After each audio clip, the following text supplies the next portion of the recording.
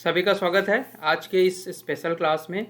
इसमें मैं इसरो के कुछ महत्वपूर्ण बिंदु को डिस्कस करूंगा और साथ साथ कुछ क्वेश्चंस को भी इसरो के प्लस कुछ साइंस के क्वेश्चंस को डिस्कस करूंगा। तो आप लोग देर ना करिए, जल्दी जल्दी ज्वाइन कर लें तो फिर मैं क्लास को स्टार्ट करूं।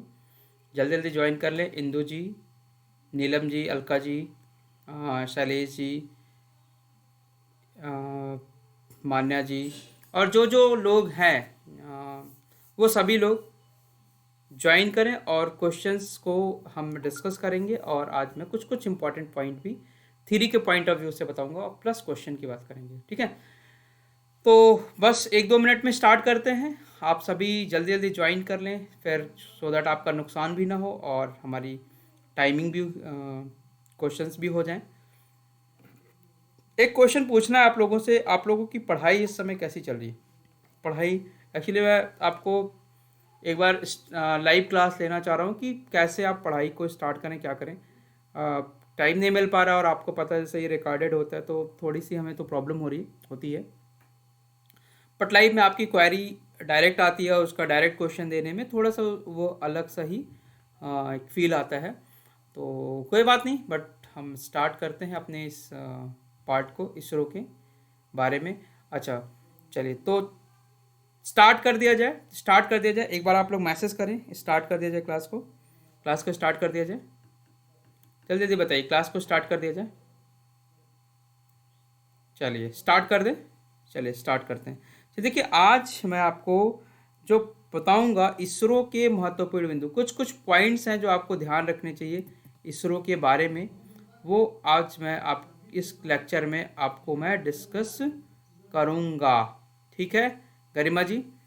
देखिए, यूपी पीसीएस में जो साइंस और टेक का पार्ट है उसके लिए ये पार्ट बहुत ही इम्पोर्टेंट है। इसरो वाला जो इसके इम्पोर्टेंट पॉइंट हैं वो बहुत इंपॉर्टेंट चीज़ है, तो आपको डरने की ज़रूरत नहीं है। आपको साइंस और टेक भी पढ़ना ही है, तो इसमें मैं आपको छोटे छोटे इन चीज़ों को भी बताता रहूँगा। ठीक है, लेकिन क्लास स्टार्ट करने से पहले जैसे कि हम आपको एक मोटिवेशनल लाइन में देता हूँ और मेरा कहना भी है और आप सभी भी एग्री भी होते हैं कि लाइफ में थोड़ा सा हाईली मोटिवेटेड रहिए। अगर आप मोटिवेटेड रहते हैं तो अपने लक्ष्य के जरूर पास बहुत जल्दी आप पहुंच जाते हैं। अच्छा ठीक है, तो और एक और अनाउंस भी करना है। मे भी हो सकता है 1 या 2 दिन मैं क्लास ना लूँ, शायद कुछ मैं आउट ऑफ स्टेशन रहूँ, या हो सकता है वहाँ की नेट की कनेक्टिविटी ठीक रही तो क्लास भी ले सकता हूँ। बट आप मान के चलिए कि ऑलमोस्ट मैं भी बिज़ी हूँ, तो शायद 1 2 दिन हम नहीं रहेंगे। तो स्टार्ट करें अपनी क्लास। क्लास स्टार्ट करने से पहले देखिए, आज का मंत्र बहुत ही अच्छा लगा मुझे। लाइन लाइन ये है कि जब थक जाओ तो आराम कर लो, लेकिन कभी हार मत मानो। ठीक है, जब भी थक जाओ तो आराम कर लो, लेकिन हार मत मानो। फिर आराम करके फिर उठो, फिर दौड़ो, फिर लग जाओ, फिर थक जाओ, फिर रुक जाओ, लेकिन हार मत मानो। लगातार लगातार आप उस पर कंटिन्यूस मेहनत करते रहिए। 1 साल 1.5 साल अगर आप कंटिन्यूस मेहनत कर लेंगे तो डेफिनेटली आपका रिजल्ट आ जाएगा। है ना गरिमा जी, अलका जी? आप लोग आईपीएस बनना चाहती हैं। अच्छा एक बात और बताऊं आपको, एक बात और बताऊं, एक बोलिए तो आप लोग को एक बात बता दूं, एक छोटी सी चीज़ है। देखिए देखिए, लाइफ में आपको जब तक कहीं कोई आपका अपोज ना कर रहा हो किसी भी चीज़ के लिए, तो इसका मतलब आप कुछ कर नहीं रहे हैं। अगर आप पढ़ाई कर रहे हैं उसमें कोई अपोज नहीं कर रहा है, कोई हेजल्स नहीं आ रहे हैं, इसका मतलब आप कुछ नहीं कर रहे हैं, बहुत ही रिलैक्स वे से कर रहे हैं, तब सिलेक्शन से आप दूर हो जाएंगे। तो लाइफ में हमेशा क्या होना चाहिए, एक एक हेजल्स लाइक, मतलब एक जिसको आप बोलते हैं ना रुकावट टाइप, वो आती रहती है, तब लगता है कि आप कुछ कर रहे हैं। तो कभी ऐसे रुकावट आए तो कभी डरिए नहीं, बस आप रेस्ट करिए और आराम से आगे स्टार्ट करें अपनी जर्नी को, जिसमें आपको हमेशा जीत मिलेगी। चलें तो स्टार्ट करते हैं आज के क्वेश्चंस को और आज के पॉइंट्स को स्टार्ट कर लेते हैं। ठीक है,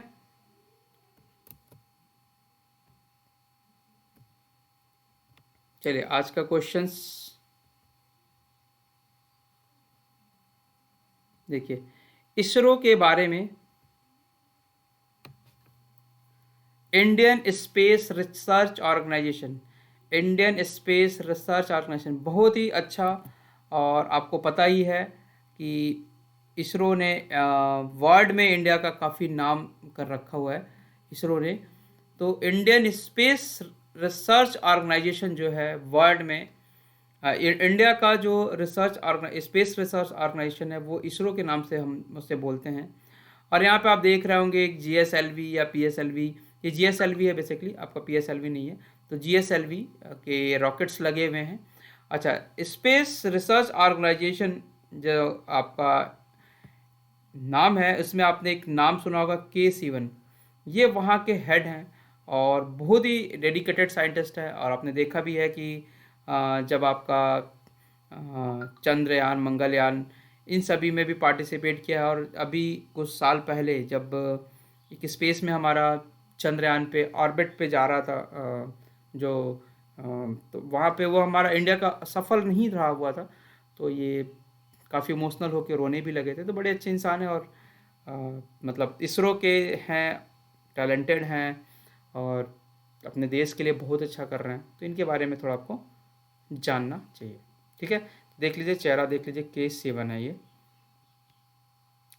अब देखिए, अगर आप जो वर्ल्ड की ऑर्गेनाइजेशन की बात करें, वर्ल्ड में जो स्पेस रिसर्च ऑर्गेनाइजेशन है उसमें इंडिया का 5th स्थान है विश्व में। ये इंडिया, आपका भारत जो है वो 5वें नंबर पे एग्जिस्ट करता है। ठीक है, 5वें नंबर पे एग्जिस्ट करता है। और आपने सुना होगा कि जब मंगलयान पे हमने अपना यान भेजा था, मंगलयान मिशन जो था वो इतना सस्ता था कि वर्ल्ड में इससे सस्ता कोई मिशन नहीं हो सकता। मतलब आपकी जो फॉरेन की मूवी बनती है, आपकी हॉलीवुड की जो मूवी बनती है, सॉरी बॉलीवुड की जो मूवी बनती है, उस एक मूवी के खर्च में इन्होंने मंगलयान का प्लान कर दिया था, मंगलयान तक अपने यान पहुंचा दिया था, मंगल तक अपना यान पहुंचा दिया था। तो बहुत ही बजट के मामले में अगर आप देखें, पैसे के मामले में, तो ये वर्ल्ड की फर्स्ट ऑर्गेनाइजेशन होनी चाहिए, क्योंकि इतना चीप, इतना सस्ता। और जो रिसर्च वाला पार्ट है, जितने सस्ते में ये लोग कर लेते हैं उतना सस्ता अभी कोई भी वर्ल्ड का नहीं है। अभी आपको पता ही है कि इंडिया और चाइना में कॉन्फ्लिक्ट है ना? पता है कि नहीं? चाइना और इंडिया में कॉन्फ्लिक्ट चल रहा है अभी। आशीष जी बताइए, चाइना और इंडिया में कॉन्फ्लिक्ट चल रहा है। चाइना का जो रिसर्च ऑर्गेनाइजेशन है, स्पेस रिसर्च ऑर्गेनाइजेशन है, वो इंडिया के स्पेस ऑर्गेनाइजेशन यानी इसरो के बाद स्टार्ट हुआ था। इंडिया का जो रिसर्च ऑर्गेनाइजेशन इसरो स्टार्ट हुआ था 1969 के आसपास हुआ था, 1969 के आसपास हुआ था, 70 समझ लीजिए, 70 के आसपास। चाइना का इसके बाद हुआ था, बट चाइना अभी इंडिया से इस मामले में आगे है। चाइना रिसर्च के मामले में इंडिया से इस मामले में आगे है। लेकिन फिर भी अगर हम बात करें, तो अब अगर वर्ल्ड की बात करें तो वर्ल्ड में 5th नंबर पे है ये। और कुछ इसके इसरो के कुछ ऐसे मिशन है जिसको अगर वो फॉलोअप कर रहा है धीरे धीरे, 2024 मुझे लगता है 2024-25 तक ये वर्ल्ड की 3rd लेवल पे आपकी ऑर्गेनाइजेशन बन जाएगी। अभी अभी देखिए, $1.3 बिलियन से अधिक के बजट के साथ एकल मिशन में सबसे अधिक उपग्रहों को लॉन्च करने का रिकॉर्ड के साथ, अच्छा, सभी सबसे अधिक उपग्रहों को लॉन्च करने का रिकॉर्ड इंडिया के पास था, जिसमें वो 100 से ज़्यादा कुछ उपग्रह को इंडिया ले गया था, इसरो ले गया था। बट अब ये रिकॉर्ड टूट चुका है। 132 या 133 अभी मतलब मुझे लगता है कि विद इन अ वीक, 2-3 दिन या 4 दिन पहले, एलन मस्क की कंपनी है स्पेस एक्स, उसने इसरो के इस रिकॉर्ड को तोड़ दिया है। 133 उसको वो मतलब जो आपके इन्वायरमेंट में है, ये 133 उपग्रह को लेके जा रहा है। तो चलिए, यहाँ तो ठीक है, ये थोड़ा सा नया लेटेस्ट जानकारी थी, मैंने बता दी आपको। तो भारत की प्रमुख अंतरिक्ष एजेंसी इसरो दुनिया में नंबर 5 पे है। संयुक्त राज्य अमेरिका की जो कंपनी है नासा, वो नंबर 1 पे है। चाइना की कंपनी है वो 2nd नंबर पे है। यूरोपियन 3rd नंबर पे है। रूस 4th नंबर पे, और 5th नंबर पे भारत है। इसका मतलब है कि अगर आप बात करें तो ये जो ऑर्गेनाइजेशन है वो जापान से भी आगे है, जापान से आगे है, कई अच्छी कंट्रियों से बहुत आगे है। और अगर ये 2-3 साल में मे बी मुझे लगता है कि ये वर्ल्ड के थर्ड नंबर पे आ जाएगा, और अगर बहुत अच्छे रिसर्च कर रहे हैं तो मुझे लगता है इंडिया सेकंड नंबर पे भी आ जाएगा। क्लियर है? तो ये देख लीजिए आप इसरो के बारे में कुछ इन्फॉर्मेशन जो आपको पता होनी चाहिए और आपको जानना चाहिए हमारे इंडिया के बारे में, हमारे इसरो के बारे में। इसके कुछ मिशन हैं, जैसे देखिए चंद्रयान 3 मिशन आपका 2021 में लॉन्च होना है, मतलब इसी इसी साल चंद्रयान, ये लूनर टाइप इसका लूनर रोवर इसको भेजा जाएगा, मतलब जो उसको खोजने के लिए जो आपके इंस्ट्रूमेंट जो मशीनरी जाती है उसको रोवर्स बोलते हैं। फिर इसके बाद गगनयान भी 2021 का एक मिशन है। उसके बाद लूनर पोलर एक्सप्लोरेशन मिशन, ये इनका 2024 का मिशन है। और आदित्य L1 ये 2022 का मिशन है, सोलर मिशन है। बेसिकली ये आपका सूर्य के बारे में सोलर मिशन, ये काफ़ी फेमस भी होगा भी, आप लोग को एग्ज़ाम के पॉइंट ऑफ व्यू से भी इम्पोर्टेंट होगा। सोलर मिशन जो सूर्य के पास सूर्य के रिसर्च करने के लिए इस उपग्रह को छोड़ा जाएगा। अच्छा, अब आपको जानकर एक आश्चर्य होगा, एक डेटा मैं बता रहा हूँ। देखिए 2009, ध्यान से देखिएगा, 2009 से 2010 तक जो इसरो का बजट था वो 2,500 करोड़ था, 2,500 करोड़ था। लेकिन ये 2010-11 में ये लगभग 10-11 में 5,000 करोड़ के आसपास पहुंच गया। ये मैं डेटा नेट से ही बता रहा हूँ आपको। और उसके बाद 2012 में 2011-12 में ये 7,500 से ऊपर था, मतलब 7,500 से थोड़ा नीचे था, 7,000 समथिंग था ये, ठीक है। और 2011-12 उसके बाद एक ड्रास्टिक चेंज देखता हूँ मैं कहाँ पे आया है, दो इसका फिर 2018-19 में इसका जो बजट हो गया 10,000 करोड़ से ऊपर चला गया, 10,000 करोड़ से ऊपर चला गया। ये मतलब 11-11.5 हजार करोड़ था। अभी इसका जो करंट में 2020-21 में है, ये लगभग 13,000 करोड़ का बजट है इसरो का। देखिए लगातार इसरो का बजट बढ़ रहा है और रिसर्च भी इंडिया बहुत ही अच्छे से कर रहा है। तो आपको थोड़े से मैंने चीज़ों को बता दी। चलें तो आप क्वेश्चन स्टार्ट करें, कुछ क्वेश्चन देख लेते हैं, अब आप लोग इसके आंसर करें। मान्य आप इसका आंसर करिए। IRNSS इज अ, ये आपको मैंने क्वेश्चन कभी बताया भी है, एक बार आप लोग देख लीजिए। IRNSS is a navigation satellite, मतलब वो खोजने वाला उपग्रह होता है। स्पेस मिशन, मार्स मिशन, जियो स्टेशनरी सैटेलाइट क्या होता है? इसका आंसर करें, जल्दी जल्दी इसका आंसर करें। आशीष जी, अलका जी, गरिमा जी। IRNSS is a, what is this, ये क्या है? देखिए आप लोग जो कमेंट बॉक्स में मैसेज कर रहे हैं, यहाँ पे ऐसा कुछ ऑप्शन नहीं आ रहा है, तो आप लोग जो देखिए, चलिए कुछ लोगों ने सही आंसर बताने की कोशिश की। देखिए IRNSS जो होता है ये नेविगेशन सैटेलाइट होता है, ये नेविगेशन सैटेलाइट होता है। अब नेविगेशन का मतलब आप समझ ही रहे हैं, जैसे कि आपने मोबाइल में आपने क्या नेविगेशन ऑन किया क्या? मान लीजिए आपको इलाहाबाद से बनारस जाना है, तो आप क्या करेंगे? नेविगेशन सिस्टम होता है, मतलब उसमें अगर आप डाल दीजिए कि इलाहाबाद से बनारस, तो आपको रास्ता दिखाता रहता है, तो नेविगेशन। तो ये जो सैटेलाइट है IRNS is a navigation satellite. ISRO इस पर बहुत अभी काम कर रहा है। नाविक करके वो एक आर्मी के लिए और इंडिया के लिए, इंडिया का जो पहला नेविगेशन सैटेलाइट वो है, वो नाविक करके है, तो उसको भी थोड़ा सा आप लोग ध्यान रखिए। ये कोई स्पेस मिशन नहीं है। नेक्स्ट याद रखिए, next question, where is the headquarter of ISRO? ISRO का हेडक्वार्टर कहाँ है? चांदीपुर, आंसर करें आप लोग। बेंगलोर, महेंद्रगिरी, चेन्नई। चांदीपुर, बेंगलुरु, महेंद्रगिरी, चेन्नई। इसरो का हेडक्वार्टर ऑफ इसरो कहाँ पे है? जल्दी से बताइए, हेडक्वार्टर ऑफ इसरो कहाँ पे है? चलिए चलिए, हाँ कुछ सही सही बता रहे हैं आप लोग, कुछ लोग। देखिए हेड मान्य, देखिए इसका जो हेडक्वार्टर है ना वो बेंगलोर में है। आप इसरो का जो हेडक्वार्टर है वो कहाँ पे है? बेंगलोर में है। बेंगलोर में इसरो का हेडक्वार्टर है। चलिए नेक्स्ट क्वेश्चन पे चले हम लोग, नेक्स्ट क्वेश्चन पे चलें।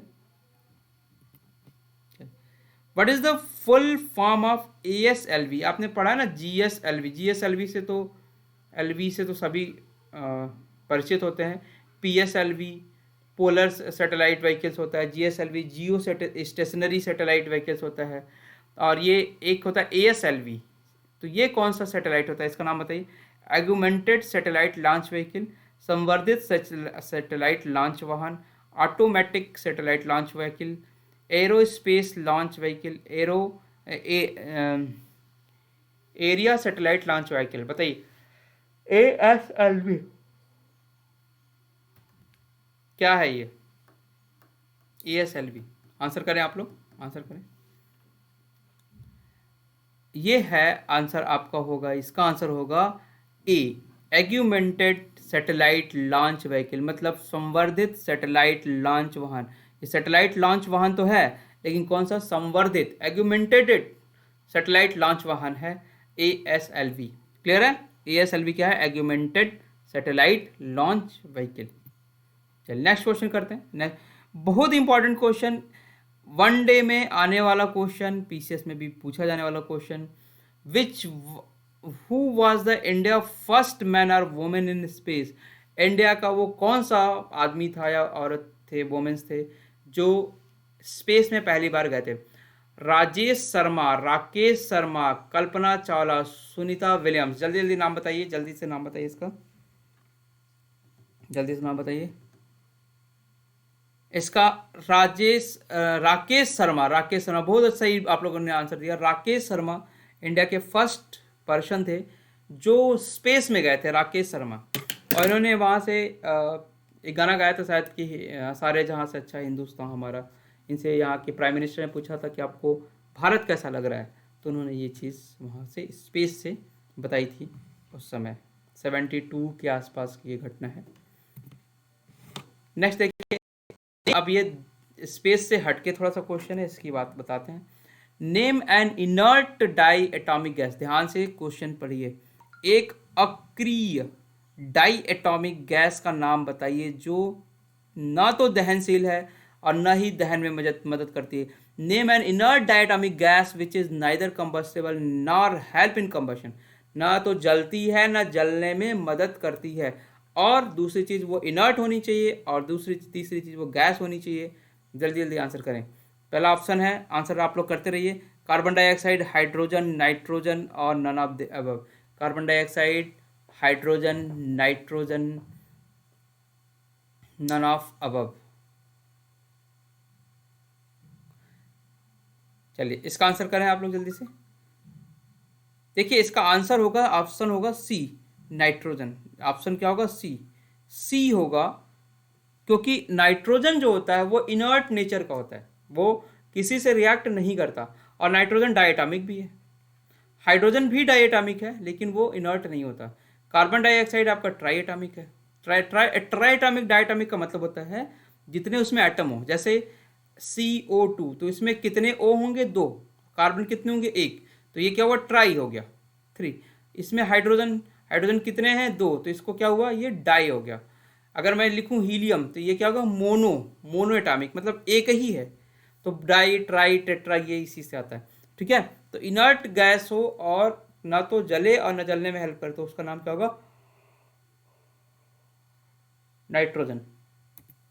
चलिए नेक्स्ट क्वेश्चन बताइए। नेक्स्ट क्वेश्चन बहुत ही प्यारा क्वेश्चन है, बहुत ही प्यारा क्वेश्चन है, सभी लोगों को आना चाहिए और मेरे ख्याल से आता भी होगा। चलिए इसका आंसर करिए। सतीश धवन अंतरिक्ष केंद्र कहाँ पे स्थित है? सतीश धवन स्पेस सेंटर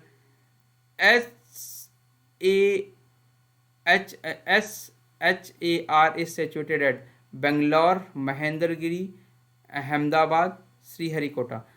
सतीश धवन अंतरिक्ष केंद्र कहाँ पे है? सतीश धवन अंतरिक्ष केंद्र कहाँ पे है? तो बहुत ही कॉमन सा क्वेश्चन है, पूछा जाता है, जल्दी बताइए। ये है Sriharikota. Yes, very good very good, ये श्रीहरिकोटा में है। श्रीहरिकोटा में स्पेस धवन अंतरिक्ष केंद्र है। श्रीहरिकोटा में स्पेस धवन अंतरिक्ष केंद्र है।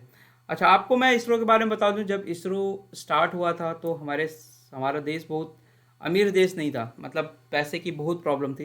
तो इसरो के साइंटिस्ट जो आपके रॉकेट होते थे, जो सैटेलाइट होते थे, उनको वो अपनी साइकिल पे ढो के लेके जाते थे उतनी दूर तक, बैलगाड़ी पे ढो के लेके जाते। बहुत बहुत मेहनत की इसरो वालों ने, बहुत ज़्यादा, अपने स्पेस ऑर्गेनाइजेशन। अगर आप आज को कंपैरिजन उस समय से करें तो देखिए 69 के आसपास से करें तो बहुत चेंज है, बहुत ड्रास्टिक चेंज है। बहुत मेहनत की इसरो वालों ने।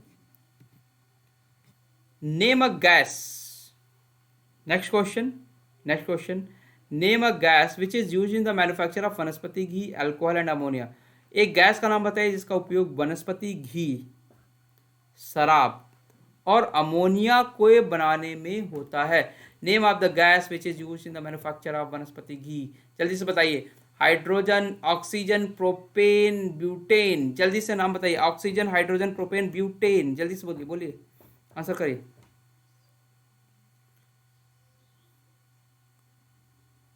एक्सप्लेन कर दूं क्या? मैं एक्सप्लेन कर दूं क्या? एक्सप्लेन कर दूं क्या? देखिए, अमोनिया बनाने का एक मेथड बताता हूँ मैं। N2 plus H2 gives ammonia. ये हैबर प्रोसेस होता है, बहुत इंपॉर्टेंट रिएक्शन है जिसमें आप अमोनिया को फॉर्म करते हैं। वनस्पति ऑयल से वनस्पति घी बनाने के लिए भी आप क्या करते हैं, डबल बॉन्ड पे हाइड्रोजन की ही रिएक्शन कराते हैं और आपका बन जाता है वनस्पति ऑयल से वनस्पति घी। एक होता है आपका अल्कोहल। अल्कोहल में भी आप हाइड्रोजन का यूज करते हैं, अल्कोहल में भी आप हाइड्रोजन का गैस यूज करते हैं, इसलिए आपका जो आंसर होगा वो क्या होगा, hydrogen. Which name of gas, उस गैस का नाम क्या होगा, हाइड्रोजन। अलका जी क्लियर है? गरिमा जी, दीक्षा जी क्लियर है? क्लियर है अभी तक जो बताया क्वेश्चन? चलिए क्लियर है तो आगे बढ़ते हैं। Name a gas, name a gas which is used in making chloroform. Chloroform पता है क्या आप लोगों को? क्लोरोफॉर्म पता है? क्लोरोफॉर्म पता है? गरिमा जी बताइए, क्लोरोफॉर्म पता है? CHCl3, इसको बोलते हैं क्लोरोफॉर्म। अगर आपने किसी को किडनैप करना है तो क्लोरोफॉर्म, आपने मूवी में देखा होगा, किसी को किडनैप करते थे पुराने समय में तो क्लोरोफॉर्म सुंघाते थे और उसको किडनैप कर लेते थे। लेकिन जो ये क्लोरोफॉर्म होता है ना, ये क्लोरोफॉर्म होता है ना, ये पॉइजनस होता है।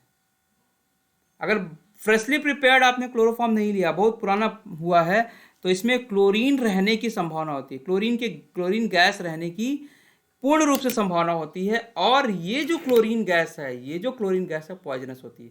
तो बाई चांस अगर आपने इसे इनहेल किया तो पॉसिबिलिटी है कि डेथ भी हो सकती है। इसलिए आजकल बेहोश करने के लिए क्लोरोफॉर्म को यूज नहीं करते हम। लेकिन ये क्वेश्चन आया हुआ है कि किस गैस से क्लोरोफॉर्म बनता है? Methane, propane, butane, acetylene. जल्दी से आंसर करें। मेथेन, प्रोपेन, ब्यूटेन, एसिटिलीन, जल्दी से बताइए, जल्दी से आंसर करिए। देखिए कुछ लोगों के आंसर आ रहा है। एक बार मैं एक्सप्लेन कर देता हूँ, मैं एक्सप्लेन कर दूँ क्या? मैं एक्सप्लेन कर दूँ। देखिए जो CH4 होता है ना, ये होता है मेथेन बोलते हैं इसे। और यहाँ पे भी कितने कार्बन है? एक ही कार्बन है। तो ये, और एक ही कार्बन से वो बन रहा है, तो इसका नाम क्या होगा, किससे बना होगा? वो मेथेन से बना होगा। किससे बना होगा? मेथेन से बना होगा। तो इसका ऑप्शन क्या हो जाएगा? इसका ऑप्शन क्या हो जाएगा? ए। इसका ऑप्शन क्या हो जाएगा? ए। चलिए आगे बढ़े, आगे नेक्स्ट क्वेश्चन ले ले, नेक्स्ट क्वेश्चन ले ले, जल्दी जल्दी बताइए, आंसर मैसेज कीजिए। नेक्स्ट क्वेश्चन ले ले।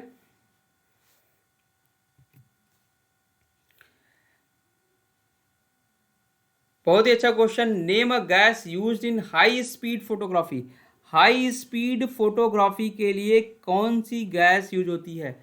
हाई स्पीड फोटोग्राफी मतलब वो जल्दी जो आप बनवाते हैं ना क्वेश्चन, अपना वो photo, high speed photography. High speed photography में कौन सी गैस यूज होती है? जल्दी से नाम बताइए। Nitrous oxide, krypton, जेनान, radon. Nitrous oxide, krypton, जेनान, radon. Nitrous oxide, krypton, जेनान, radon. जल्दी से बताइए, आंसर बोल, आंसर करिए, आंसर करिए। देखिए कुछ लोग कंफ्यूज हो गए हैं, बहुत अच्छा क्वेश्चन है, कंफ्यूज हो गए हैं। हाई स्पीड फोटोग्राफी में आपका जो गैस यूज होती है वो जेनान यूज होती है, याद रखिएगा।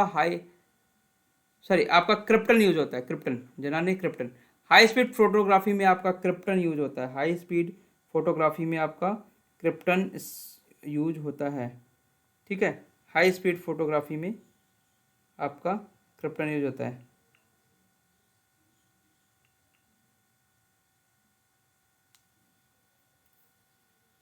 ठीक है, क्रिप्टन यूज होता है, याद रखिएगा।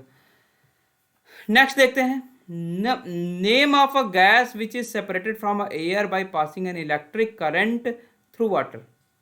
Name of a gas which is separated from air, air से सेपरेट करना है कैसे? Bye electricity an electrical current by passing an electrical current through water.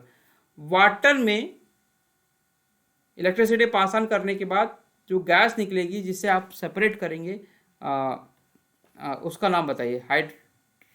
इसमें आपका कार्बन डाइऑक्साइड है, ऑक्सीजन है, ब्यूटेन है, नाइट्रोजन है। Name of a gas which is separated from the air by passing electric.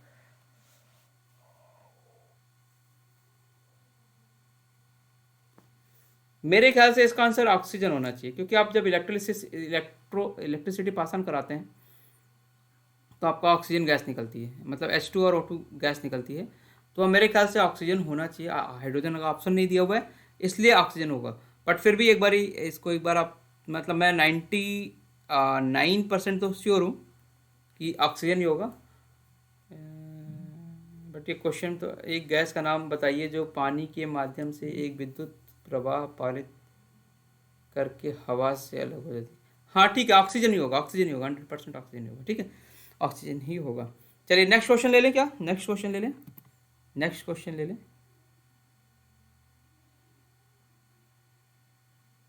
Why it is not advisable to sleep under the tree at night? रात में सोते समय पेड़ के नीचे सोने से मना किया जाता है, उसका क्या रीजन है? Release of less oxygen, come oxygen छोड़ना, ऑक्सीजन अधिक ऑक्सीजन छोड़ना, कार्बन डाइऑक्साइड का विमोचन और कार्बन मोनोऑक्साइड का विमोचन। रिलीज ऑफ, क्योंकि पेड़ क्या करता है, क्या पेड़ आपका रात में लेस ऑक्सीजन प्रोड्यूस करता है, ज़्यादा ऑक्सीजन प्रोड्यूस करता है? रिलीज ऑफ कार्बन डाइऑक्साइड या रिलीज ऑफ कार्बन मोनोऑक्साइड? रात में क्या करता है पेड़? पेड़ रात में क्या करता है?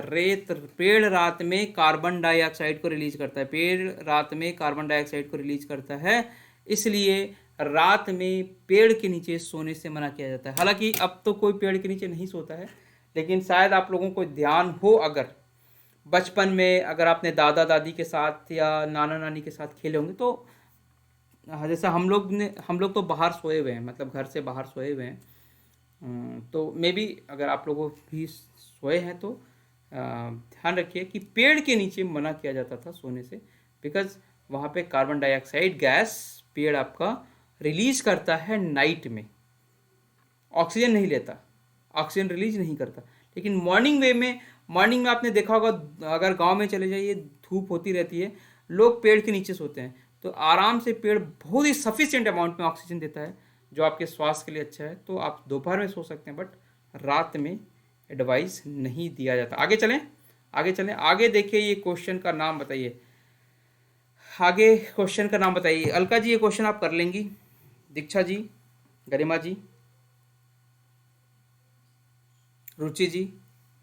Name a gas used as rocket propellant and in welding also. Welding और रॉकेट प्रोपेलेंट में इसका यूज होता है। Ether, neon, hydrogen, cyanogen.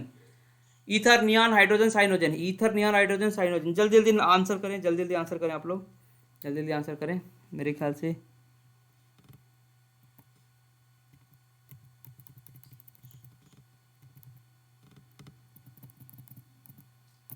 जल्दी जल्दी आंसर करें।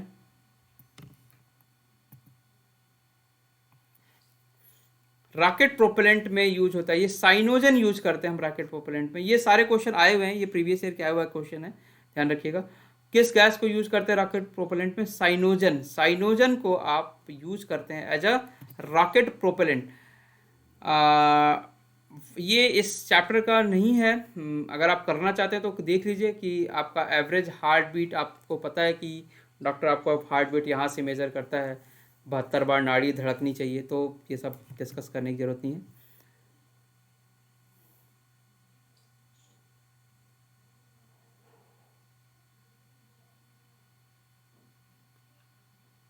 चलिए ये बताइए, name a tear gas which is used in rights, मतलब दंगों में इस्तेमाल होने वाली आंसू गैस का नाम बताइए। दंगे अगर होते हैं तो आंसू गैस या लाफिंग गैस पुलिस छोड़ती है, या पानी का बौछार करती है, बुलेट्स से भी मारती है, जो रबर वाले बुलेट्स होते हैं।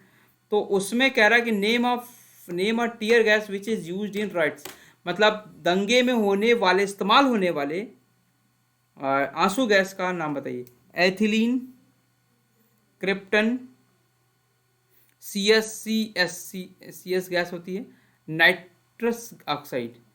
एथिलीन देखिए, आंसर बताइए। एथिलीन नहीं होगा, क्रिप्टन नहीं होगा, नाइट्रस ऑक्साइड नहीं होगा, सी एस गैस हो सकता है, क्योंकि सल्फर जो होता है, सल्फर देखिए। एक बात बताइए मैं, आप लोग कभी प्याज छीले हैं क्या? प्याज, प्याज छीले हैं? आप में से कितने लोगों ने प्याज छीला हुआ है? प्याज, प्याज जानते हैं ना? प्याज ले लीजिए, उसे छीलिए और काटिए, छील के काटिए।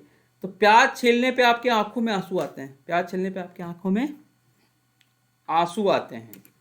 ये जो आंसू है ये सल्फर की वजह से होता है, सल्फर होता है, सल्फर आपकी आंखों में लगता है, सल्फर की वजह से आंसू आते हैं।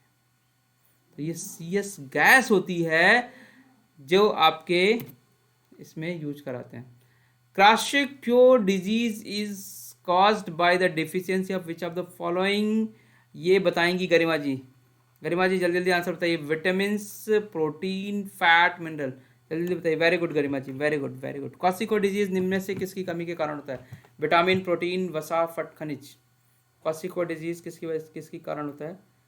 प्रोटीन के कारण होता है। क्वासिको डिजीज किसके कारण होता है? प्रोटीन के कारण होता है। इससे एक डिजीज हो जाती है, इससे मतलब बच्चा जो होता है प्रोटीन की डिफिशियंसी से ये डिजीज क्वासिको हो जाती है, वीक सा हो जाता है बच्चा जो भी है। नेक्स्ट क्वेश्चन बताइए। ये भी डायरेक्ट क्वेश्चन नहीं है, इसको छोड़ दीजिए। अब अगेन हम इसरो वाले क्वेश्चंस में आ जा रहे हैं, इसरो वाले क्वेश्चंस में आ रहे हैं, ठीक है। जल्दी से नाम बताइए। GSLV, आपने फ्रंट पेज पे एक रॉकेट देखा, वो GSLV है। फ्रंट पेज पे रॉकेट देखा, GSLV। इस GSLV में एक बात बताता हूं, इस GSLV में क्रायोजेनिक इंजन यूज होता है, क्रायोजेनिक इंजन होता है। ये इंडिया के पास नहीं था, इंडिया ने इसे रसिया से मांगा।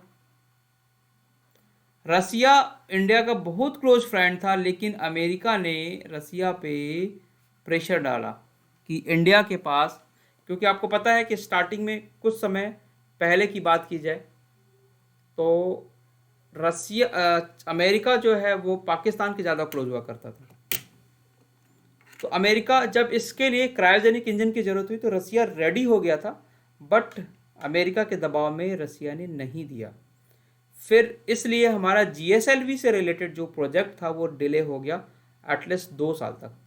2 या 2.5 साल में हमने क्रायोजेनिक इंजन बना लिया और हम अपने काम पे लग गए। फिर रसिया ने भी बोला कि हम आपको दे देंगे, बट तब तक इंडिया वालों ने खुद ही बना लिया था। इंडिया वाले में टैलेंट बहुत है, टैलेंट बहुत है इंडिया वाले में। तो चलिए आप देखिए, which type of fuel is use in GSLV in the its operation, क्या यूज होता है? जल्दी से आंसर करिए। केवल सॉलिड, केवल ठोस, केवल तरल, पहले चरण में तरल, दूसरे चरण में ठोस, पहले चरण में ठोस, दूसरे चरण में तरल। जल्दी से बताइए आंसर, जल्दी से बताइए आंसर। इसका आंसर क्या होगा? पहले चरण में, इसका आंसर क्या होगा? पहले चरण में तरल और पहले चरण में ठोस और दूसरे चरण में तरल। इसका आंसर होगा डी। GSLV को संचालित करने के लिए पहले चरण में ठोस और दूसरे चरण में आपको तरल ईंधन का यूज करना होता है। क्लियर है? क्लियर है? आगे बढ़े। क्लियर है? क्लियर है? जल्दी से बताइए।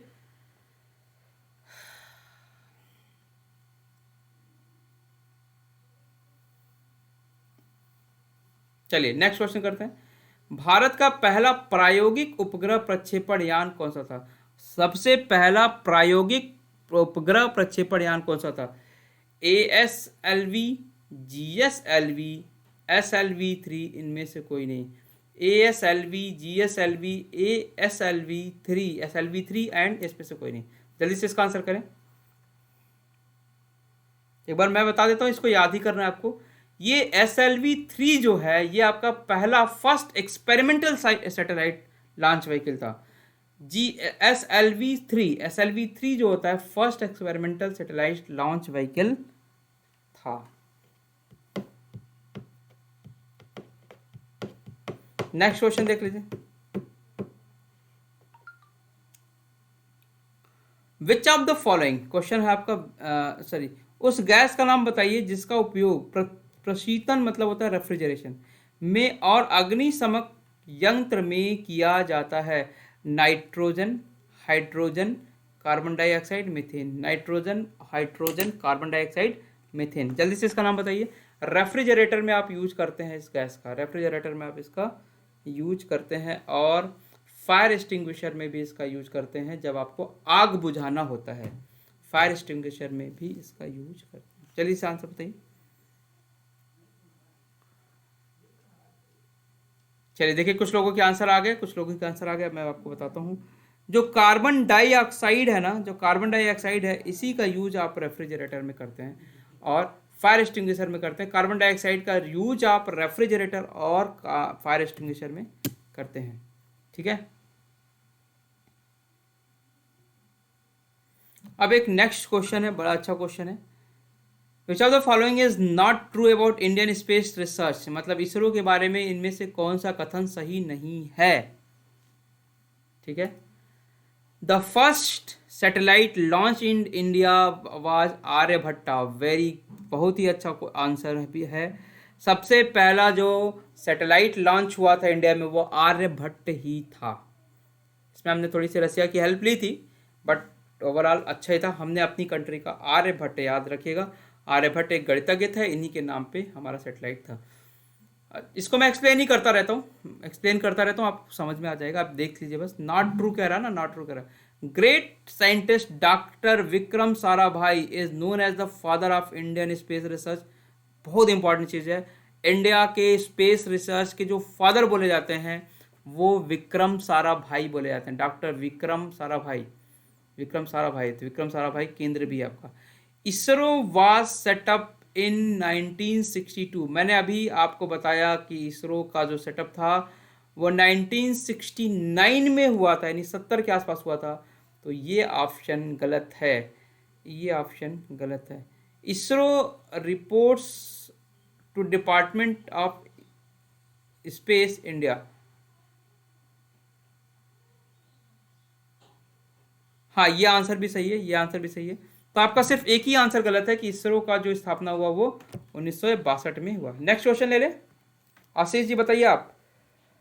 आशीष जी एकदम चुप चुप से हैं। दीक्षा जी नेक्स्ट क्वेश्चन ले ले। अभी ये क्वेश्चन बताया मैंने, जल्दी से आंसर कर दीजिए, बिना सोचे आंसर कर दीजिए। When the Indian space organisation is set up, भारतीय अंतरिक्ष अनुसंधान संगठन की स्थापना कब हुई थी? 1962, 1959, 1972, 1992। कब हुई थी? 1969 में, 1969 में। तो होप कि मैंने आपको सारे क्वेश्चंस करा दिए। कुछ इंपॉर्टेंट क्वेश्चन है और ये आपके एग्ज़ाम के पॉइंट ऑफ व्यू से बहुत ही आएंगे। अच्छा, मैंने आप लोगों से एक काम बोला था। देखिए पहली चीज़ तो शायद मैं एक आध दिन क्लास ना लूँ, अभी मैं थोड़ा आउट ऑफ स्टेशन रहूँगा, तो वहाँ नेट का इशू जो भी होगा, अगर वहाँ सही रहा तो मैं ले लूँगा। ठीक है, अगर सही रहा तो मैं ले लूँगा। दूसरी चीज़, मैंने आपको बोला था कि आप अपने दोस्तों को और अपने फ्रेंड्स को भी इसको बताइए। अलका जी आपने भी बोला था, तो प्लीज़ अपने दोस्तों को बताइए इससे, जैसे और लोग इसे देखें, उनका भी बेनिफिट हो। पीसीएस में जितनी चीज़ें इंपॉर्टेंट है मेंस के एग्ज़ाम के लिए, साइंस से रिलेटेड अगर वो है तो मैं आपको डेफिनेटली पूरी देने की कोशिश कर रहा हूँ। मैं ट्राई यही कर रहा हूँ कि आप कोशिश आपके नुकसान ना हो। और अगर आपने पुराने वीडियो जो छूट गई हों तो प्लीज़ आप कैटलिस्ट जी, हमारी जो चैनल है मेरा कैटलिस्ट जी, वहाँ पे जाइएगा और प्ले लिस्ट में चले जाइए। कैटलिस्ट जी में प्ले लिस्ट में जाइए, प्ले लिस्ट में जाइए। प्ले लिस्ट में आपका पीसीएस, यूपी पीसीएस या पीसीएस करके सेक्शन है जहाँ पे आपको पुराने जो पीसीएस के जो रिलेटेड वीडियो हैं वो सारी आपको मिल जाएंगी। तो थैंक यू, आप सभी ने इस हमारे क्लास को हमेशा आप एक मोटिवेटेड रहते हैं, हमेशा क्लास लेते हैं, इसलिए आप सभी का थैंक यू, आप सभी का वेलकम। और आप सभी अपने दोस्तों को बताइए। जिन्होंने इसे सब्सक्राइब नहीं किया है तो प्लीज़ इसे सब्सक्राइब कर दीजिए। जाते जाते कमेंट बॉक्स में कमेंट भी ज़रूर लिख दिया करें, सो दैट अगले स्टूडेंट को देखने में ये हेल्प करे। ठीक है, thank you for watching this. फिर मिलते हैं हम लोग नेक्स्ट क्लास में एक दिन के बाद, 1 या 2 दिन के बाद। मे भी हो सकता है कि कल शायद मैं क्लास ना ले पाऊँ, शायद, या लूँ तो मैं शायद रात में लूँ, ऐसा हो सकता है डायरेक्ट ले लूँ। तो देखते हैं क्या करना है। तो तब तक के लिए बाय। सभी स्वस्थ रहिए, सभी अच्छे से रहिए, सभी खुश रहिए।